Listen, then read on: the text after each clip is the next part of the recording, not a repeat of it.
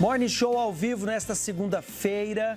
Nós temos o prazer hoje de receber aqui no quadro Café e Política o pastor Gil Maci, eleito deputado estadual pelos republicanos. Quantos mil obrigados? 96.300 e alguma coisinha de obrigados a São Paulo, né? Por confiar na gente mais uma vez. E lá na urna, no dia 2, e digitar lá o 10123.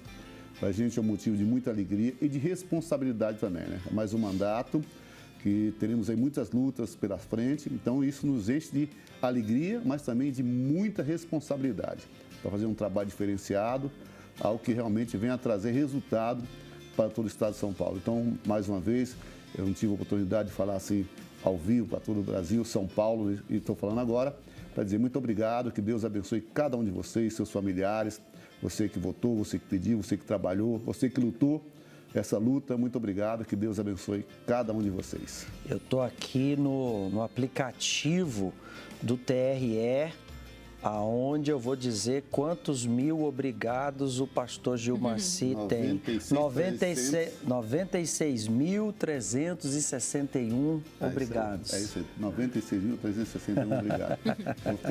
Vou ficar aí mais ou menos 4 anos todo dia pedindo, agradecendo no mínimo 10 vezes por dia.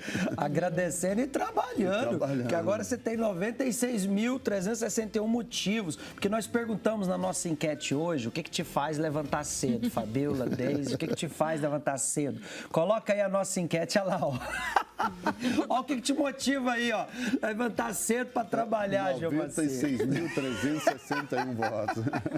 Esse é o motivo. Fora os 47 milhões de habitantes que é o estado de São Paulo. Exatamente. Pois é, então, o tamanho da Espanha. Imagina, nós temos um estado do tamanho do país Espanha. Então, nós perguntamos na nossa enquete de hoje, o que te motiva a acordar cedo para trabalhar, hein? Você tem aquela voz que fala assim, levanta e vai.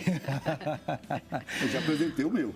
Já tem. Você já tem 96.361 motivos. Deise, qual o seu motivo para levantar cedo e sair para trabalhar? Olha, o meu motivo é essas pessoas de casa, né, Valber? A gente levanta praticamente de madrugada para estar aqui, para levar a palavra de Deus, para mostrar para essa pessoa de casa que existe saída, que existe solução para os seus problemas e que esta programação é totalmente diferente dos outros canais. Não é orgulho não, gente, mas realmente, essa programação, ela vai de encontro a você, a sua fé, a sua necessidade e para mostrar que realmente existe sim uma saída, né, Fabiola? E você, o que te motiva a levantar cedo? A filha para estudar. Não, ela não. A filha já abre mão. Fala assim, é você com Deus agora, você que acorde, porque eu não vou ficar te acordando não. Mas o que me motiva é isso também, como a Deise falou. É levar para você o que Deus tem nos dado de graça, né? Deus tem nos dado essa alegria, essa fé. Então você fala, poxa, mas vocês acordam. A Deise falou quase de madrugada, não é quase não, é de madrugada. Mesmo que é 4h30 da manhã, acho que ainda é de madrugada. Mas a gente pula da cama, fala com Deus e Ele sim nos anima para levar para você o que Ele tem nos dado, né? Porque quando nós chegamos perto de Deus, nos aproximamos de Deus há tantos anos atrás, cada um de nós aqui pode falar. De repente chegamos assim, ó, como você está hoje. Aí bem cabisbaixo, bem caído, cheio de problemas, cheio de dificuldades, até com vontade de morrer muitas vezes. Nós chegamos assim, eu cheguei assim. Mas Deus me restaurou, Deus me curou, me limpou e me fez sua filha. Então, tudo que Deus me deu hoje, o que me motiva a levantar da cama, a falar, a sorrir, mostrar para você que isso é possível, é o que Deus tem me dado e a gente dá de graça para as pessoas, né? O pessoal aqui no Instagram tá postando, né? A Dani disse, o meu sustento, levanta porque tem que trabalhar mesmo e manter a família. Agora, me preocupa porque a Dayana disse, no momento nada. No momento nada. Tá aí o comentário da Dayana. E para você que está sem motivação, sem forças, hoje é dia do Congresso para o Sucesso. Nós teremos aí a bênção especial para todos os vendedores. Mas agora, Dayana, agora, você que não tem motivos para levantar cedo, você pode ligar 11 3573 3535 é a nossa central de atendimento. Os nossos pastores estão aqui para lhe ouvir. Você que está sem motivo, desempregado, endividado, tudo dando errado na sua vida, o Morning Show está ao vivo, são 7h19, você pode ligar agora e falar com os nossos pastores. O Franklin está lá na esplanada. Franklin, muito bom dia. Essa pessoa também pode sair de casa e vir para o templo. Já está acontecendo agora a primeira reunião do dia, assim vai acontecer durante todo o dia. Exatamente, Valber. As portas do Templo de Salomão já estão abertas e eu tenho certeza de que essa pessoa que passar por essas portas hoje vai sair daqui hoje recebendo a direção de Deus, né? E como você tem falado aí, como está agora na enquete de hoje, né? O que motiva uma pessoa a acordar logo cedo? Segunda-feira, infelizmente para muitas pessoas é um dia que ela não vê razão, não vê motivo, porque ela já sabe que vai levantar cedo, vai ter problemas, dívidas, cobranças, situações infelizmente contrárias do que ela espera. Mas se ela acorda cedo e ela vem já usar a fé dela, como agora, às 7 horas da manhã, está acontecendo essa reunião, pessoas que acordaram também cedo de madrugada para buscar a direção de Deus. Acordaram cedo de madrugada para dizer: Deus, me mostre o caminho que eu tenho que trilhar para mudar a história da minha vida. Então, você que está em casa aí desanimado, você que está aí agora aí cabisbaixo, você que está aí agora não quer nem sair de casa hoje, saia e venha lutar. A próxima reunião agora, às 10 horas da manhã. Você pode participar dessa próxima reunião ou ao meio-dia, também 3 da tarde, 18h30 e às 22 horas. Um dia inteiro de oportunidades para essa pessoa manifestar a fé, oportunidades para ela buscar a direção de Deus, a orientação de Deus. Agora, é lógico, tem que haver essa determinação, tem que haver essa disposição. E se você não tem, peça a Deus, porque Ele vai te dar. Então sai da sua casa aqui na Avenida Celso Garcia, 605 aqui no Brás.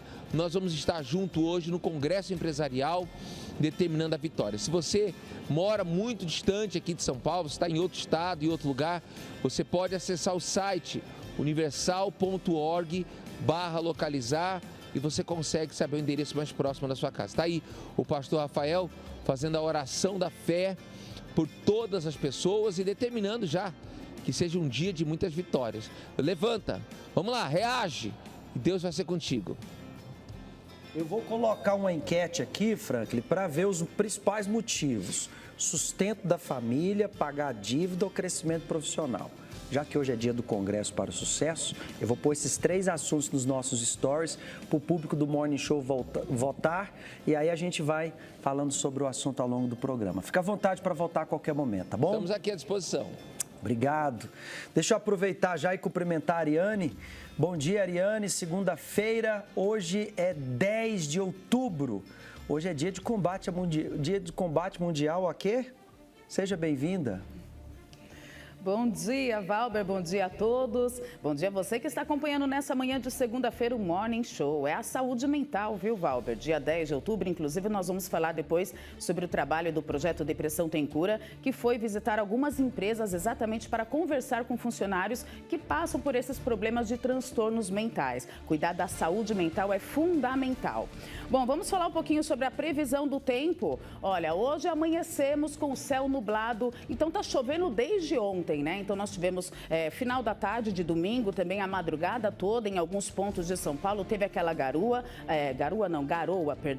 e hoje vai continuar o tempo dessa forma. A máxima 19 graus, vocês estão acompanhando agora o céu aqui em volta ao Templo de Salomão, tá vendo muitas nuvens, previsão de trovoadas, chuva forte em alguns pontos, mais para o final da tarde, máxima 19 graus. E com isso vem os alertas, principalmente para motoristas. Fiquem atentos, pistas escorregadias e logo pela manhã já temos caos no trânsito de São Paulo. Aconteceu recentemente, agora na parte da manhã, na região de Pirituba, um acidente gravíssimo com um ônibus que bateu em um poste. Ele derrubou, olha a situação que ficou esse ônibus, tá? Então ele bateu em um poste em frente a um colégio infantil na região de Pirituba, ali na rua Joaquim Oliveira de Freitas. Então tá interditada a rua, então se você precisar passar por esse local, local, pegue outra rota, outra alternativa, porque os funcionários da CET estão no local, né, os agentes, também está sem energia elétrica nesse ponto, viu, Valber? Mas ainda bem que não tinham passageiros, o motorista tinha acabado de sair da garagem com esse ônibus, ele ia começar ainda a sua rotina de trabalho e ele também foi socorrido e passa bem, está tudo bem com ele, realmente é só o caos. Por falar em acidentes, ontem quem precisou ir até o aeroporto de Congonhas passou nervoso, viu? É porque aconteceu um acidente por lá também com um avião. O que aconteceu? Um avião, ele estava trafegando ali para levantar voo e aí estourou o pneu e ele quase caiu naquela curva. Olha aquele barranco ali, tá vendo? Que dá acesso ali à rodovia. Olha isso. Mas isso foi ontem à noite. Demorou mais de 9 horas para os funcionários conseguirem tirar esse avião do local. Com isso, 140 voos foram cancelados ontem em Congonha. Hoje já foram cancelados 34 voos. E com isso acabou refletindo também no aeroporto de Guarulhos, porque a maioria dos voos, né, tentaram ser transferidos para lá. Então aumentou filas e um caos total. Então muitas pessoas que têm um voo programado para hoje, o melhor é você tentar entrar em contato com a companhia aérea para ver se realmente vai acontecer esse voo, ou se ele vai ser cancelado, para você também evitar de ficar em filas e filas. Olha a situação aí das imagens do aeroporto de Congonhas e acabou também refletindo lá no aeroporto de Guarulhos, viu, Valber? E daqui a pouquinho eu volto com as nossas notícias em destaque. Já começamos o dia. Pois é, eu preciso saber disso aí, se vai voltar, não vai voltar, porque muita gente perdeu o voo ontem, cancelou. Eu fui levar uma família no aeroporto ontem de Guarulhos, estava já lotado, imagino hoje, Congonhas. Se você tiver informações de previsão de voltar, fica à vontade também para nos interromper a qualquer momento, tá bom, Ariane? Ok, vou atualizar sempre. Obrigado. Hoje é dia da consagração dos vendedores. Atenção, hein? Você vendedor, desde um vendedor de balinha no semáforo até um vendedor de grandes empresas. Preste atenção no que Deus tem para você hoje. As metas são diárias. Os desafios são constantes. Não, não, não, não e no fim do dia, o tão esperado sim. Ninguém melhor do que o vendedor para dizer o quão gratificante é receber o sim após uma grande negociação. Ser vendedor é ajudar as pessoas a realizarem os seus sonhos, é enfrentar os desafios e ver as metas diárias como oportunidades de crescimento e trampolins para o sucesso. É exigir o máximo de si todos os dias, a fim de alcançar os melhores resultados. É enfrentar o frio, a chuva, o sol escaldante, o mau humor das pessoas e, mesmo assim, manter o sorriso no rosto, na certeza de que o amanhã será diferente. Tem te faltado forças e motivação para extrair o seu melhor? Não seria isso o que tem impedido você de ser um vendedor ou uma vendedora de sucesso? Nesta segunda-feira, dia 10 de outubro, venha receber a bênção especial para todos os vendedores no Congresso para o Sucesso. Deus vai potencializar o seu talento para que haja multiplicação nas suas vendas e você se torne um referencial na sua profissão. E na oportunidade, receba o peitoral do pacto, a chave de acesso à direção e ao poder de Deus. 10 horas, meio-dia, 15, 18h30 e especialmente das 22 até as 23h30, na maior palestra de prosperidade do mundo, a Vigília do Poder. Avenida Celso Garcia, 605, Brás, Templo de Salomão.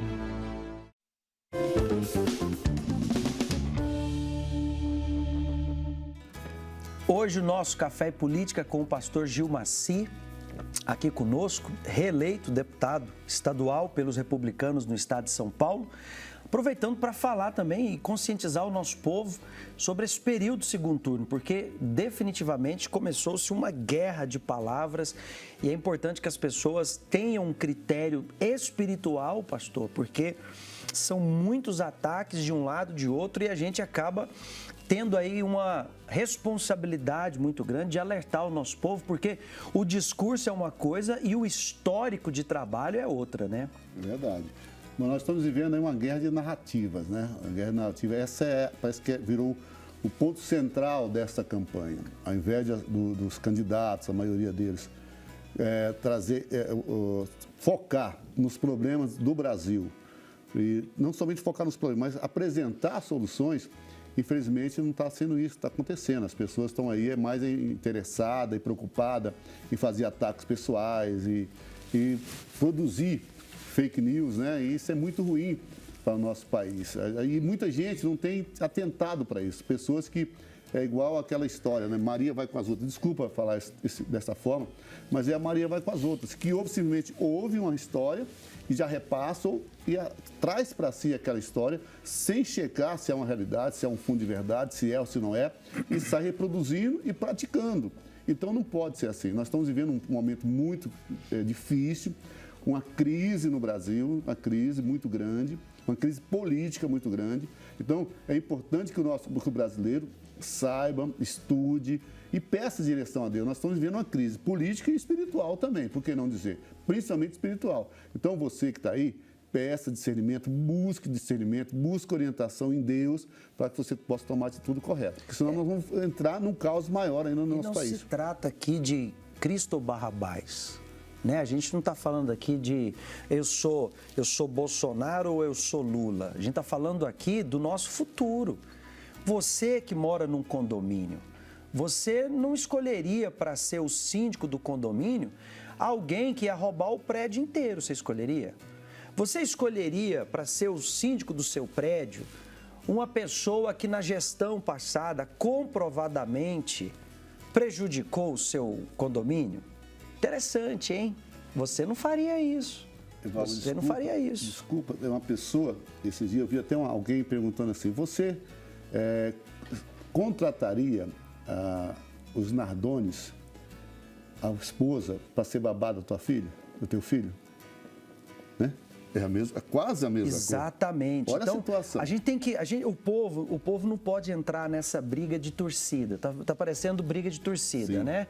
A gente teve um episódio lá no Paraná de um bolsonarista matou um lulista. Agora aconteceu o inverso. Não tem a mídia. Não tem a mídia. Aí a gente já vê como a mídia ela trabalha para a esquerda. Porque lá era o bolsonarista que matou o lulista. Agora o lulista que matou o bolsonarista. Não tem nem mídia, nem ouve falar. A gente percebe essa tendência, por quê? Porque há um favorecimento. Mas a gente tem que analisar o histórico. O que o Brasil herdou de tantos anos de governo de esquerda? O que o Brasil herdou? Você tem visto que o Brasil melhorou ou piorou nos últimos anos? Seja honesto. O Brasil melhorou ou piorou nos últimos anos? O nível de respeito entre as pessoas, a situação das famílias, a situação da educação. Então você tem que ter uma projeção do que você quer para o Brasil. De um lado, nós temos uma política de liberdade econômica, de respeito às famílias, de respeito a Deus. E de outro lado, nós temos o discurso do ódio. Nós temos o discurso, o tempo inteiro falas ácidas, falas de agressividade, aquela fala de alguém que está com sede de poder. Analisa, Não é quem não é o nome A ou o nome B, mas o que você quer. Você vai agora eu vou ter que escolher o ladrão para ele não me roubar? Eu vou ter que escolher agora na rua o ladrão para ele não ter que me assaltar? O Brasil agora, antes tinha polícia, agora ele paga o ladrão para o ladrão roubar menos?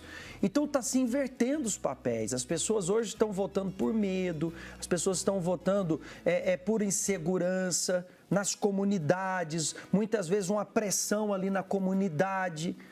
Tá ali as facções pressionando o povo das comunidades. Essa pressão na comunidade, infelizmente, é um fato. Nós percebemos isso na pele nessa campanha. Infelizmente, essa é a realidade.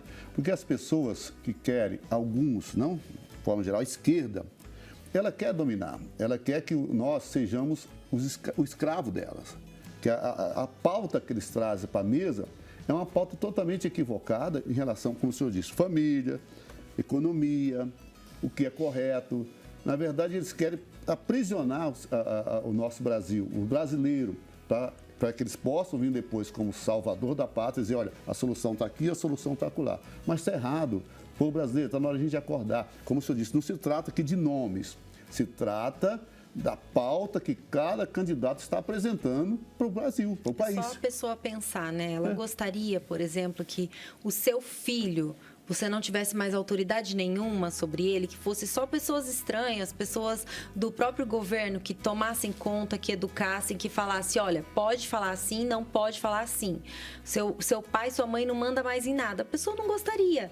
Mas ela escolhendo alguém da esquerda, é isso que automaticamente ela está fazendo, colocando todo o poder na mão do governo. Mão do Estado, né? Na mão do Estado. Lá no Maranhão, o governador mal foi eleito, já criou um decreto lá do banheiro, se a pessoa seja homem ou mulher quiser entrar no banheiro do sexo oposto, ele pode entrar porque não pode ser discriminado. Ele foi reeleito, né? E é isso que a pessoa tem que se atentar. Porque às vezes ela está querendo colocar alguém de volta e essa pessoa já deixou bem claro que ela vai fazer. E se ela for reeleita, esse daí é um exemplo. Ele foi reeleito, provavelmente ele já estava querendo fazer isso antes, mas ele pode ter segurado e esperou só se concretizar essa eleição para daí ele tomar essa atitude de fazer isso. E é o que vai acontecer em governos e na presidência da República. Tem pessoas que estão falando que vão, candidatos de esquerda, que o que vão fazer. Então, e agora é bom, viu, gente? Tá fácil escolher.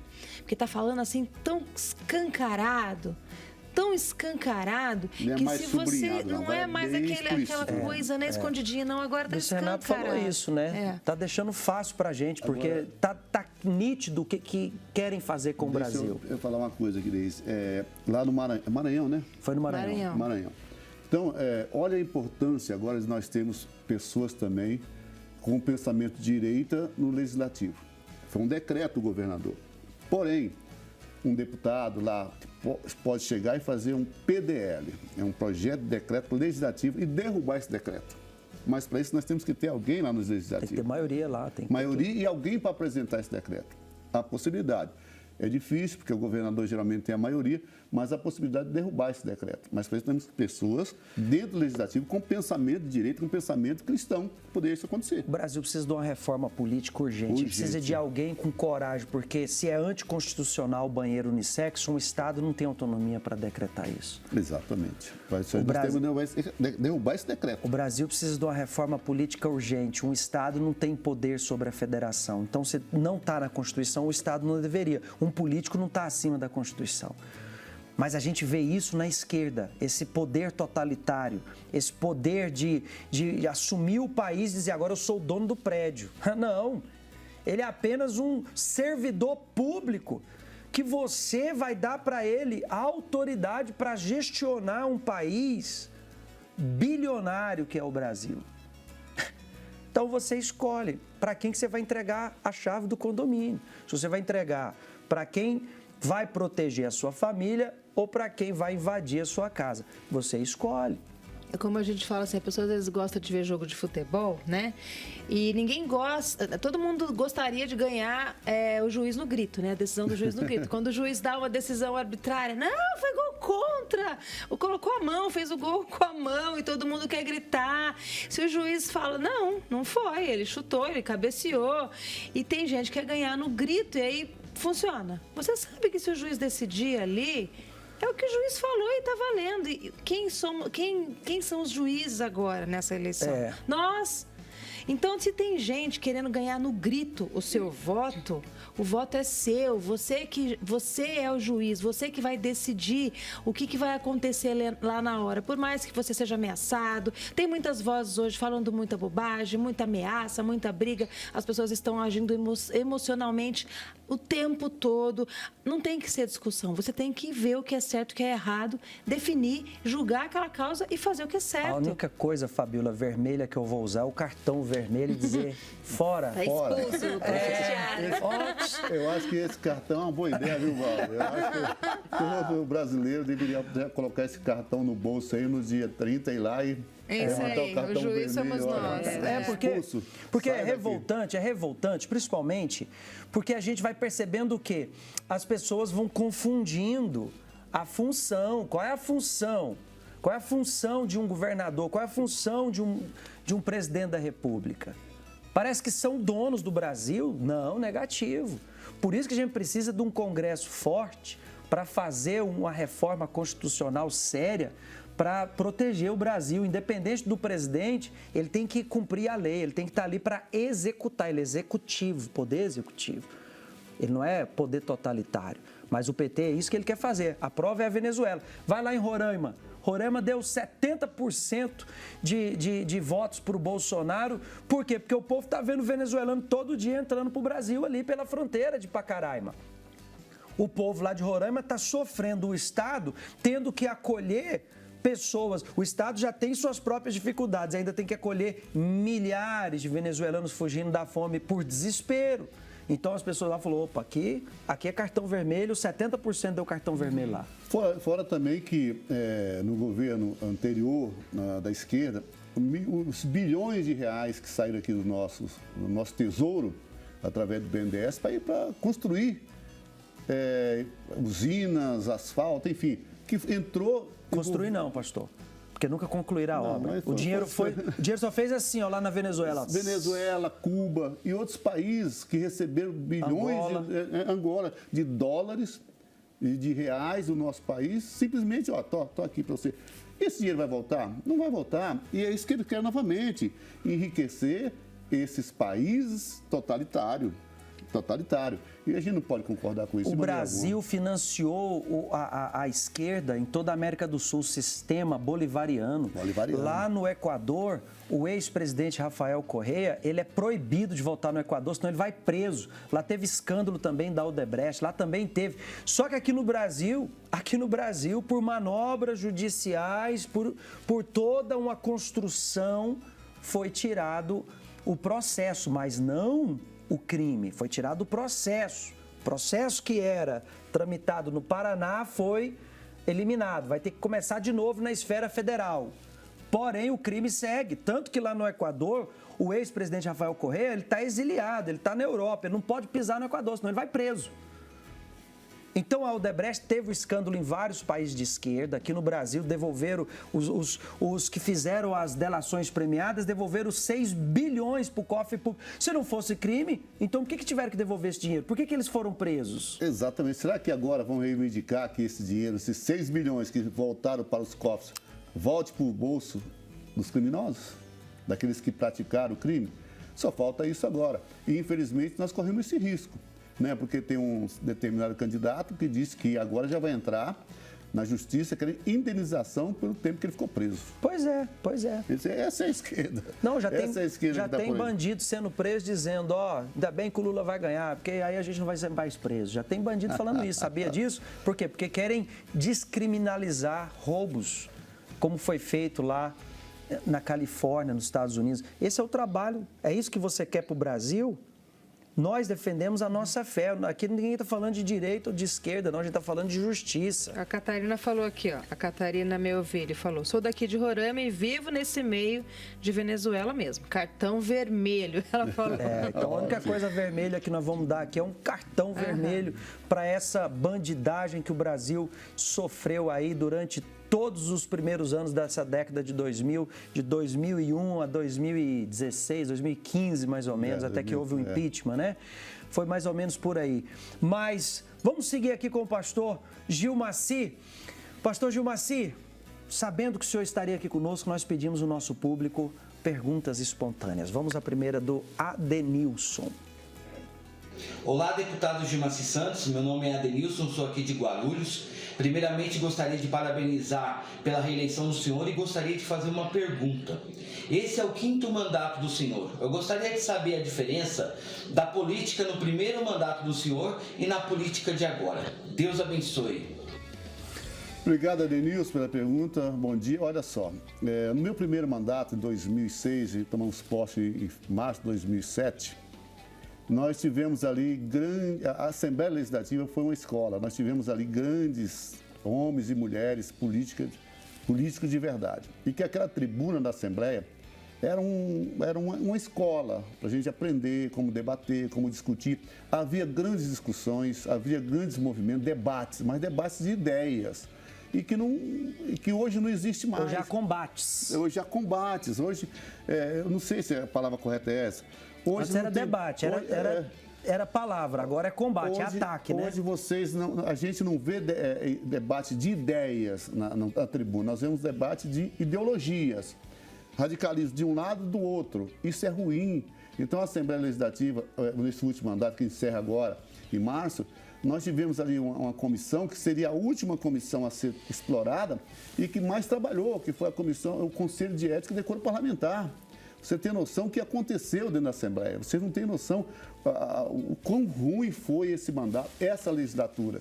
Vieram pessoas não preparadas, não qualificadas e não se interessaram em se preparar durante o tempo que chegou ali. Chegou e continua vivendo e fazendo aquilo que ela achava que poderia fazer lá fora, que é diferente. Você tem ideias, você tem projetos, mas quando você chega dentro de um parlamento ou no executivo, tem regras a ser cumpridas. Nós vivemos debaixo de uma Constituição Federal, uma Constituição Estadual e um regimento interno também na Assembleia Legislativa. E essas pessoas não queriam e não querem seguir a ordem, o regimento. Por isso nós tivemos problema sério, mudou muito, infelizmente, da primeira que eu cheguei. Essa última agora foi muito difícil e eu espero sinceramente que a próxima, que tomamos posse em 15 de março, seja uma Assembleia diferente, que venhamos discutir os problemas de São Paulo e venhamos achar solução para os problemas de São Paulo. Pastor, eu espero realmente. Eu acho que deveria ter melhores critérios para uma pessoa poder ser candidato. Teve muito deputado que foi eleito porque era famoso de internet.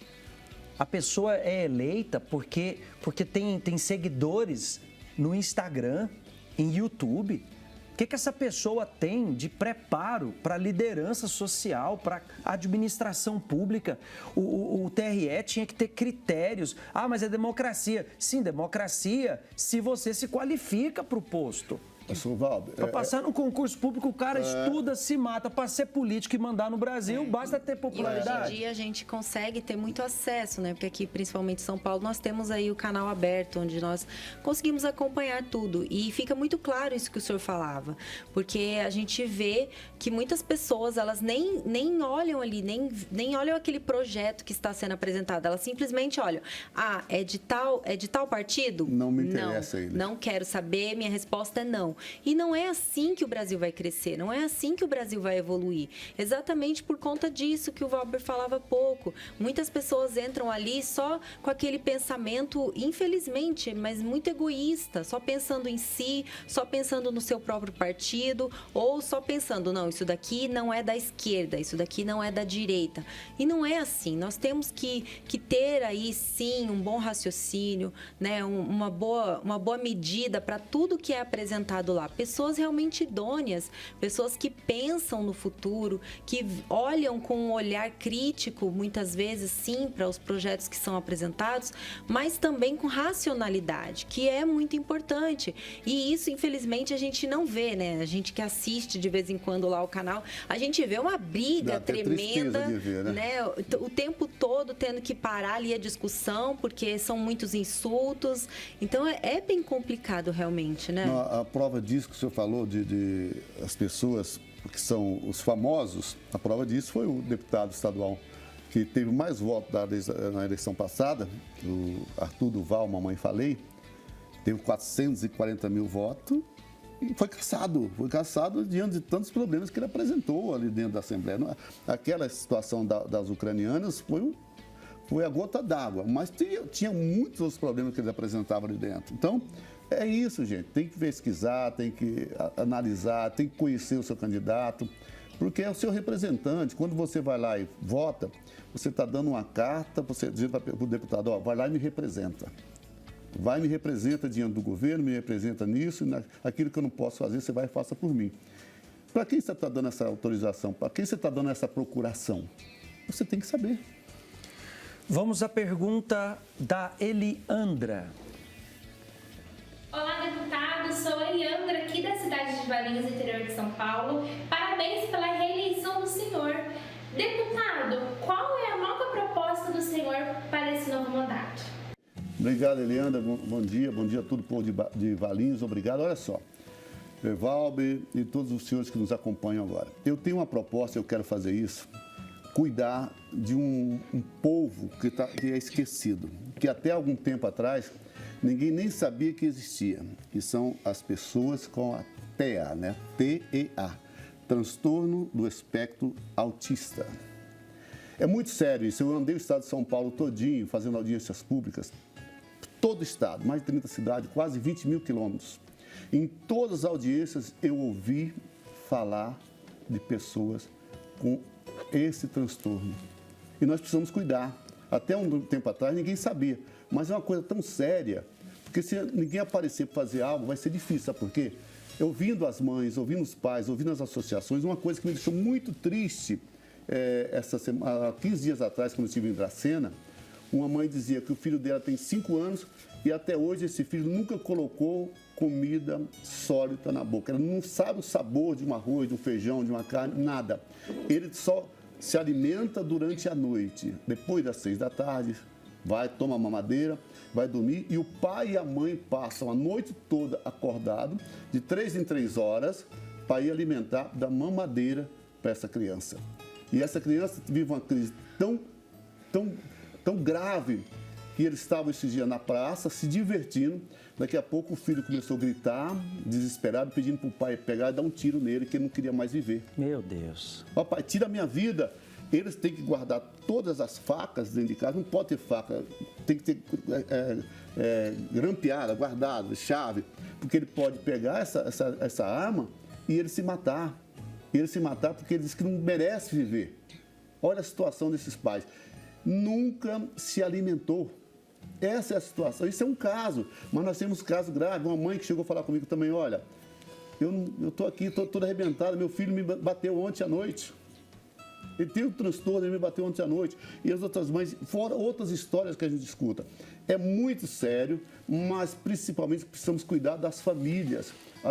As mães são as que mais sofrem com isso. Que tem que parar o trabalho, tem que parar a vida para poder cuidar dessas pessoas. Aí até as mães diziam para mim assim, mas olha, deputado, vamos dizer, eu tenho meu filho de 5 anos, 18 anos, sou eu que cuido dela. Se eu morrer amanhã, como é que vai ser? O que vai ser do meu filho? Quem vai cuidar dele? Então nós temos que dar uma assistência. Eu estou estudando, estou trazendo essas pessoas para próximo de mim, quero criar projetos, quero cuidar com muita atenção dessas pessoas que estão aí escondidas. Até um tempo atrás, a gente não sabia que existia. Porém, agora, mais pessoas estão sendo diagnosticadas. Mas não tem ninguém que cuida. Então, nós vamos colocar o nosso mandato à disposição dessa pessoa com transtorno e, principalmente, cuidar das famílias. Porque a família fica refém, né? A mãe, às vezes, tem que deixar o trabalho para sobe, desce, leva, traz. Ela praticamente tem que renunciar a sua vida profissional em nome de cuidar. Em tudo. Né? A família ela sofre, tem que parar. Tem que adaptar toda a rotina. Como é que vai deixar essa criança de 5 anos sozinha? Não tem. A criança nunca se alimentou comida sólida. É importante esse apoio, né? Porque ela cuida da criança, mas quem cuida dela? Muitas vezes não tem ninguém, né? O marido pega e vai embora e deixa ela sozinha. Abandona. Infelizmente. E nós precisamos ter cuidado com as políticas de inclusão. Porque se fez política de inclusão, que o autista tem que estudar na escola convencional, aí chega lá na escola, a escola não tem a adaptação necessária para isso. É muito melhor fortalecer organizações sociais como a Abades para poder, ela que é especializada no cuidado, no atendimento a essa criança, a essa família, para dar a atenção necessária. Não só, que é lei de inclusão, tem que estar. Não, a criança precisa, na verdade, de um tratamento específico. Mas a lei de inclusão, vamos falar de Abades, que é um exemplo para a gente. Só que a Abades hoje não tem condição física de acolher e profissional de acolher mais. Porque cada sala de aula, você não pode ter lá 10, 20 alunos. Às vezes é um só, 2. Então você tem a Abades que cuida de 30, mas tem 3 mil esperando vagas. Isso não é só aqui em São Paulo, aqui na capital. Em todo o estado de São Paulo nós temos esse problema. Então nós precisamos dar uma atenção. Vamos fazer isso. Não sei o que vai acontecer, mas que nós vamos trabalhar muito forte para resolver esse problema. Nós vamos trabalhar. Muito importante. Tem a pergunta do Ronaldo. Meu nome é Ronaldo, eu falo aqui de Ferraz de Vasconcelos. A minha pergunta é para o deputado Gilmacir Santos. Deputado, o senhor foi reeleito pelo 5º mandato. Quero aqui já de antemão parabenizar o senhor pelo seu 5º mandato.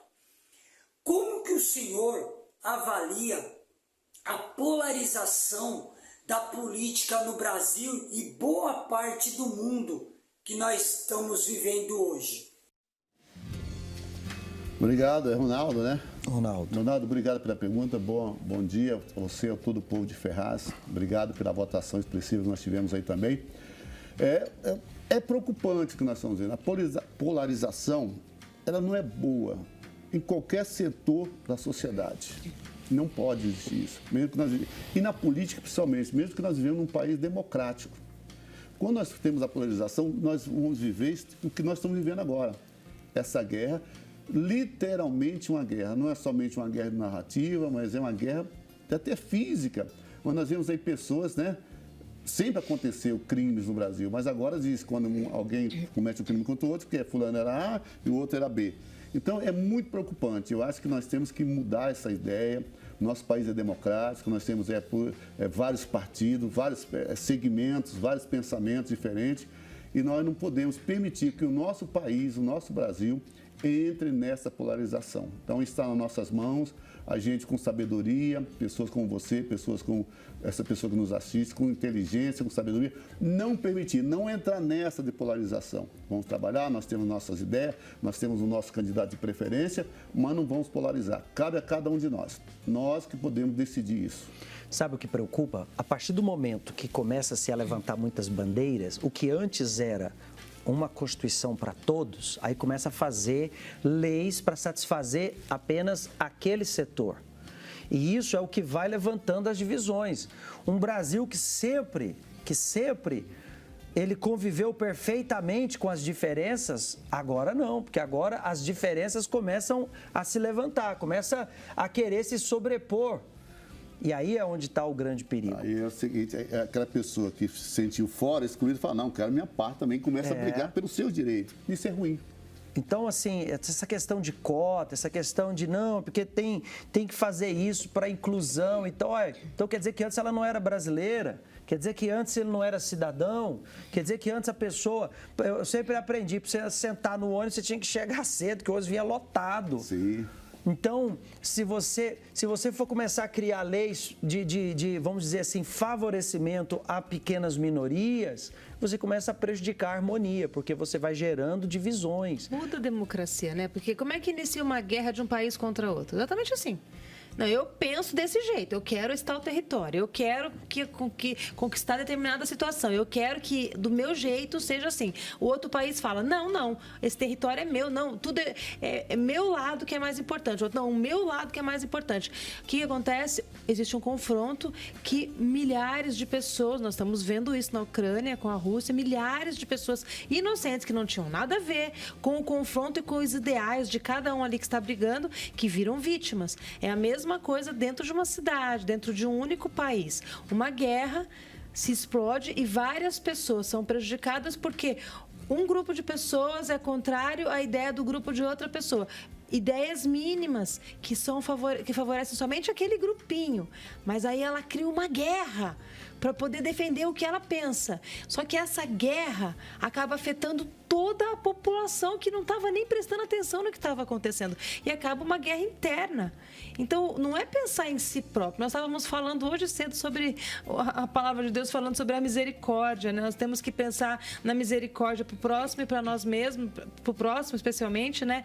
Na justiça.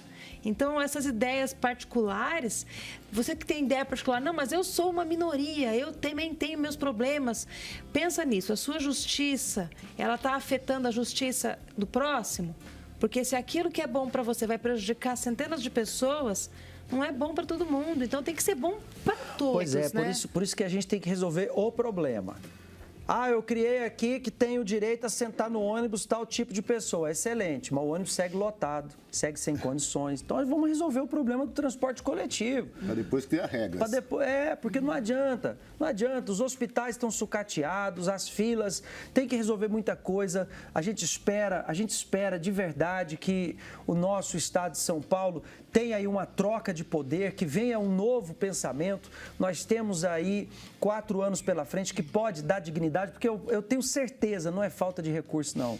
É falta de criar um ambiente favorável para as mudanças, porque recursos São Paulo tem, recursos o Brasil tem, é caro a saúde pública, é caro a educação pública, é mais barato um privado fazer do que o público, porque os preços públicos são absurdos. Então a gente precisa, sim, de melhorar o todo, porque todos vivem nesse país chamado Brasil. Verdade, falta de recursos não será. Chegou a peça orçamentária para o São Paulo no ano que vem, chegou na Assembleia Legislativa. 317 bilhões de reais. É um bom recurso. Bem administrado, vai dar para fazer muito pelo nosso estado. 60 bilhões de dólares. Tem que ver aí os PIBs dos países. Qual país tem um PIB de 60 bilhões de dólares? São poucos países. Na América do Sul, nenhum. Pastor Gilmaci, bem-vindo ao Morning Show. Agora reeleito, pode voltar mais vezes ao nosso Café e Política. À disposição sempre aqui do senhor, de vocês também, da nossa população do estado de São Paulo. Sempre que quiser, vamos estar aqui batendo um papo, tomando café. Obrigado. Vamos tomar o café aqui agora.